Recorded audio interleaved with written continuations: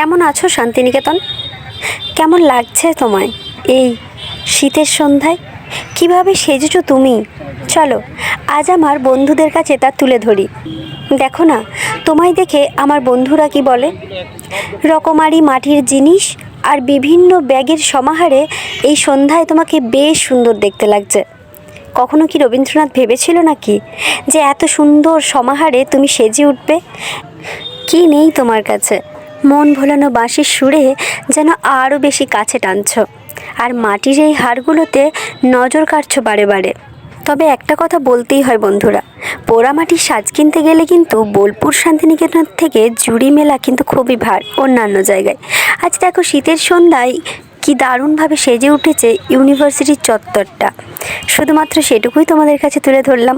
তবে ভিডিওটা ভালো লাগলে অবশ্যই ফলো করে সঙ্গে থেকো। আমার এরকম ভ্রমণের ভিডিও আমি বারে বারে তোমাদের সামনে তুলে ধরবো। তবে আজকের ভিডিওটা কেমন লাগলো জানিয়ে কিন্তু কমেন্টের মাধ্যমে। টাটা।